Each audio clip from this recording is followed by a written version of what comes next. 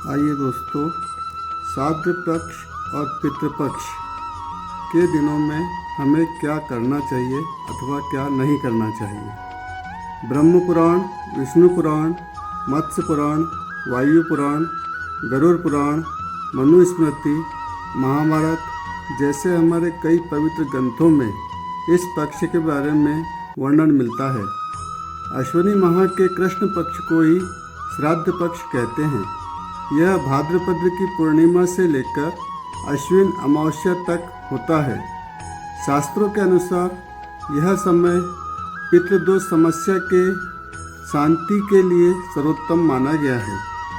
पितृदोष वास्तव में होता क्या है? शास्त्रों के अनुसार ऐसा माना जाता है कि आपके किसी प्रियजन या पूर्वज जिसका स्वर्गवास हो चुका है या किसी असमय मृत्यु हो चुकी है तो इन्हें पितृयोनि से मुक्ति नहीं मिल पाती है। इसके स्वर्गवास के बाद इनका तर्पण या इनका पिंडदान या इनका श्राद्ध करने से इनको शांति मिलती है।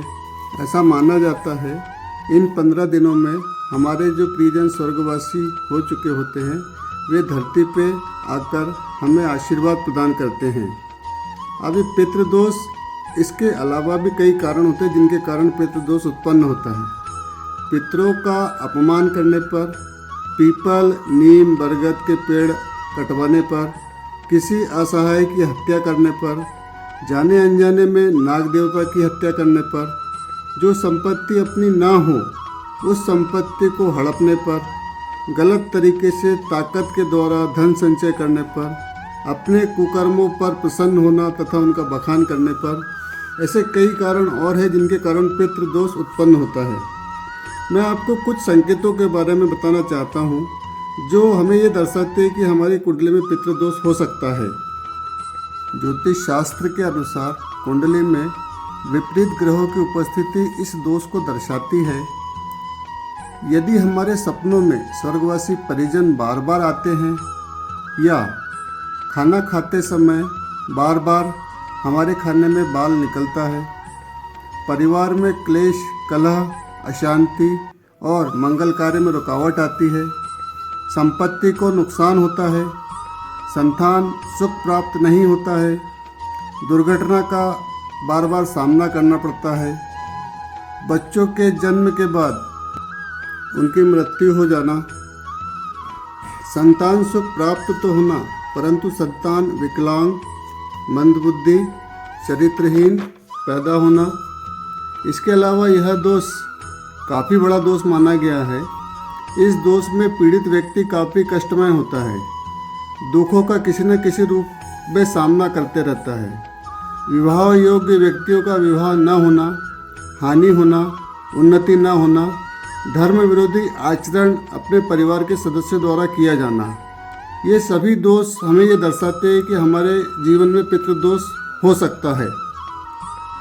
इन 15 दिनों को शास्त्रों में पुण्य कार्य करने के लिए सबसे अच्छे दिन माना गया है। अब देखते हैं पितृपक्ष में हमें क्या काम नहीं करना चाहिए। सबसे पहला, पितृपक्ष हमारे पूर्वजों को लेके हैं तो अपने बड़े बुजुर्गों का अपमान ना करें।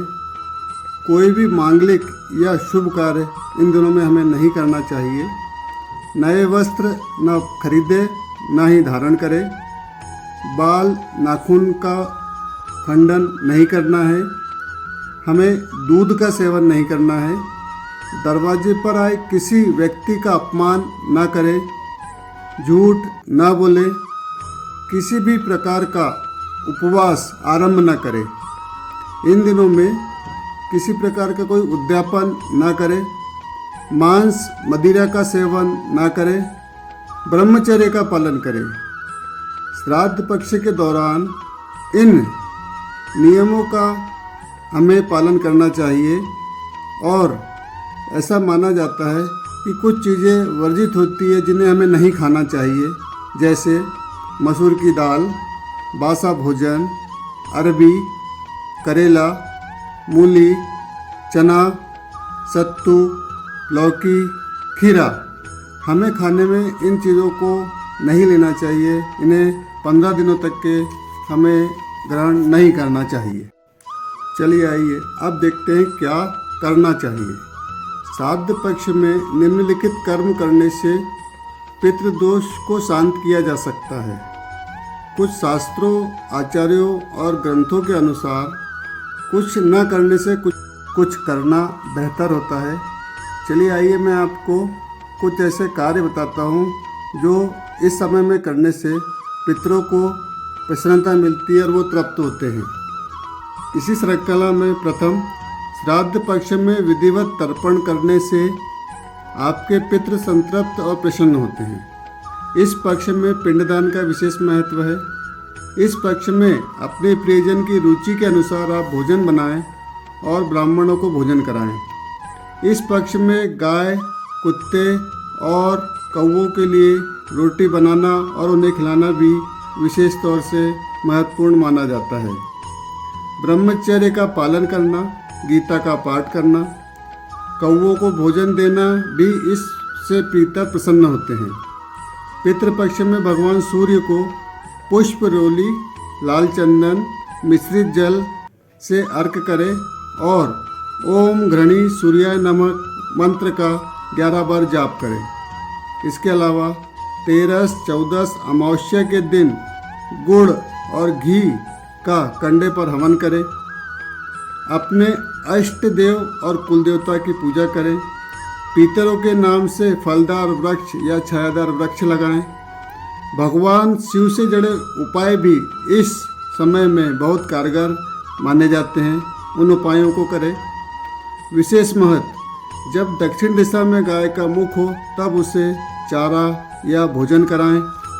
ब्राह्मणों को भोजन कराना, गाय को घास खिलाना, कुत्ते को रोटी खिलाना, कौवों को भोजन देना, इसका विशेष महत्व माना गया है।